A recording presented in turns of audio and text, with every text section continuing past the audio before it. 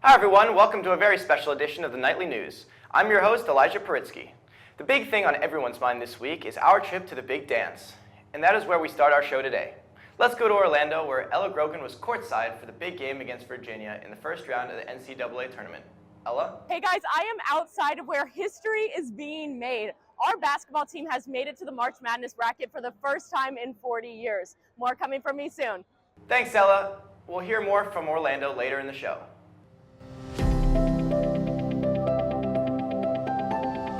The Malone Center offers a multitude of resources for students seeking internships or job opportunities. Colin Glascott sat down with Lauren Willis of the center. How far-reaching is the connections made through the Malone Center here at Furman?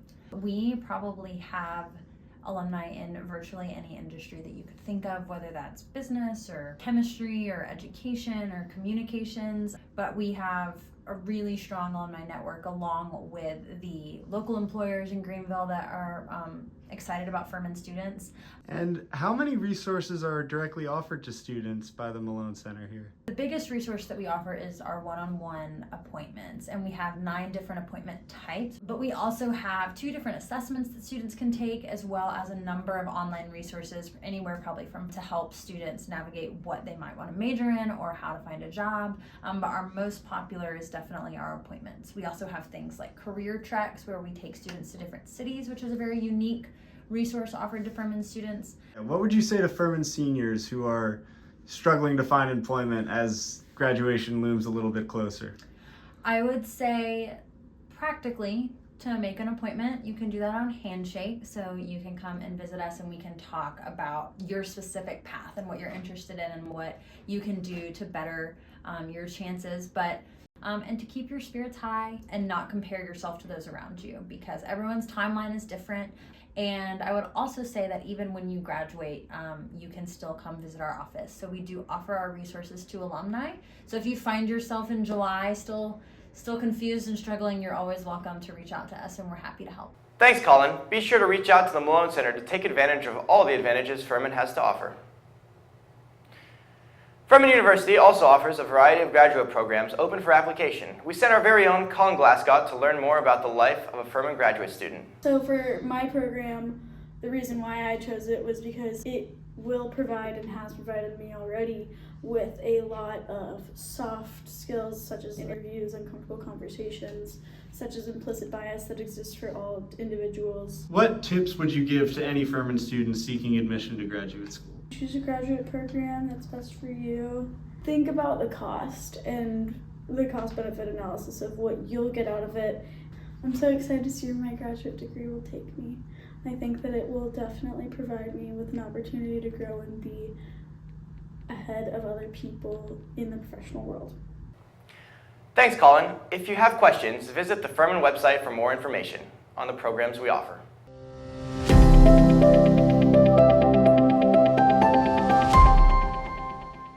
In sustainability news, Furman is continuing to make dining more sustainable on campus, even through small changes like microfarming.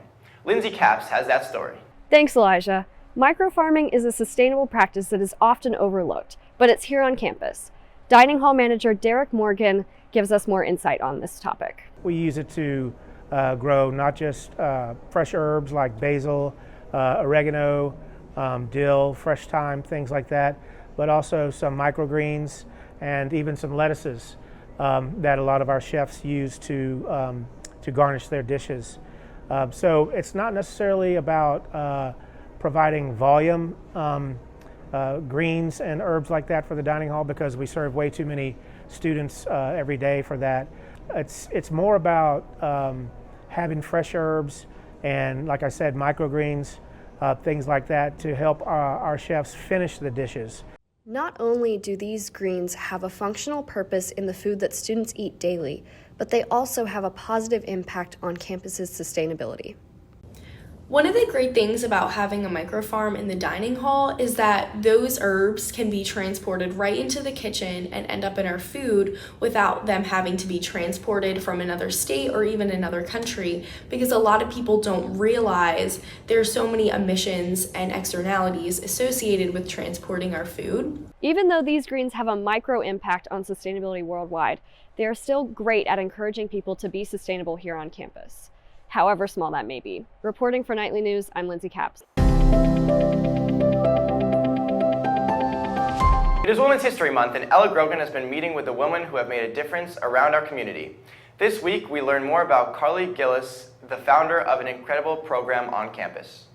Thanks, Elijah. Yes, Furman's Callie Gillis knew that there was a need on our campus, and she jump-started the National Eating Disorder Association, or NEDA, as just a freshman, and she has made a difference all throughout our community. Through NEDA, Gillis is a support system for people facing battles with eating and body image. And that was just the main reason why I wanted to start NEDA. It was just something that was really near and dear to me, and I've seen the personal impacts on my friends and myself as well.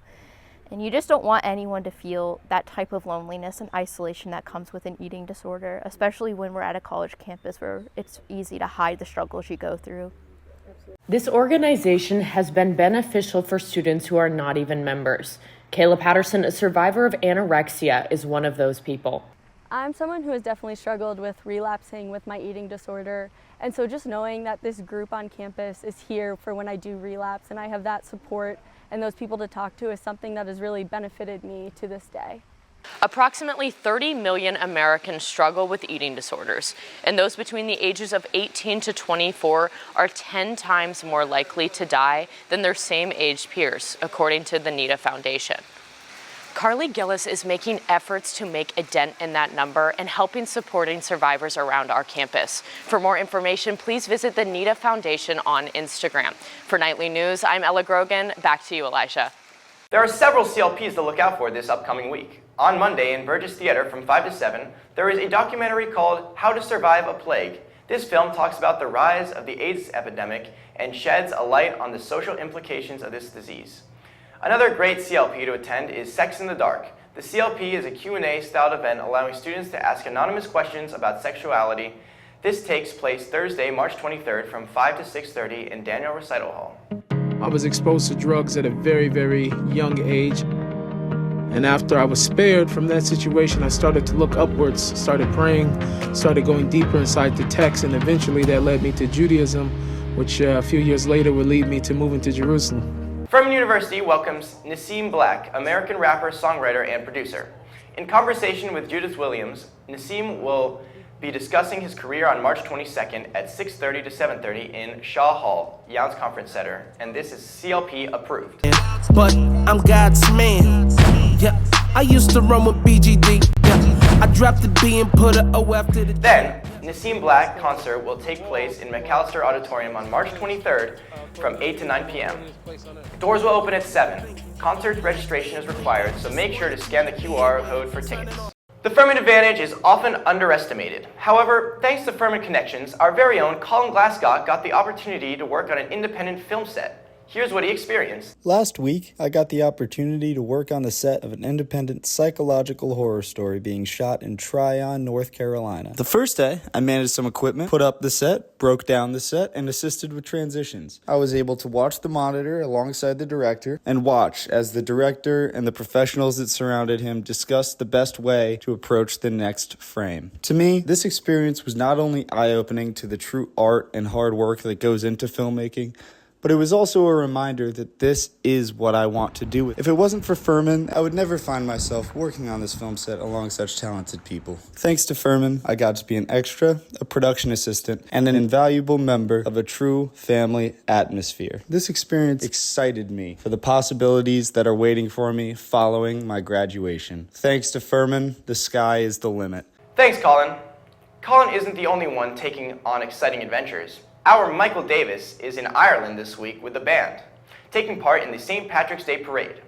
He filed this report about the trip from Dublin. This trip has been a lot of fun. It feels like we've been traveling the entire time, but we just reached our last city, Dublin, to prepare for the St. Patrick's Day Parade. We started with a quick rehearsal before leaving for the airport.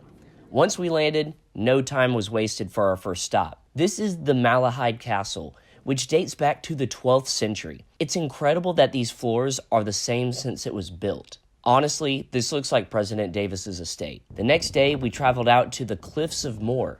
The wind was brutal, but this has been my favorite stop so far. I mean, look at that view. That's a 509-foot drop, so I kept my distance.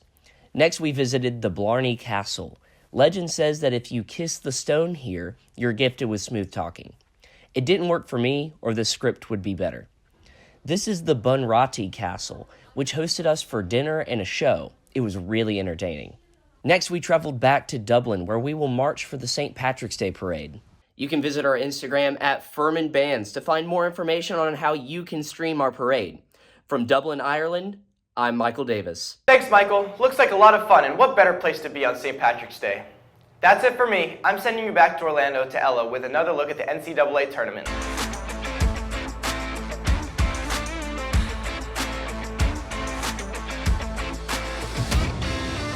Furman Paladins just stunned the University of Virginia in an incredible one-point win. This game had a slow start, but the Paladins picked up momentum in the second half. Despite Mike Bothwell fouling out early on in the second and not getting his normal playing time, other players carried the team to a victory. Mike still left his mark on the court, hitting 2,000 career points in this game. Sophomore J.P. Pagis stepped up yet again and hit the game-winning three-pointer with just 2 seconds left in the half.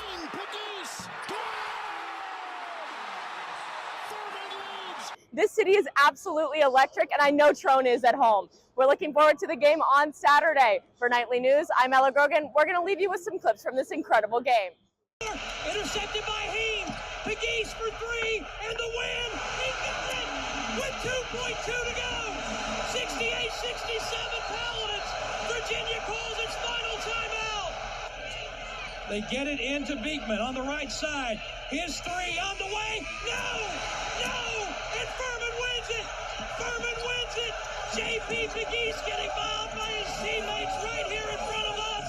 The Paladins win it 68-67 and knock Virginia out of the tournament.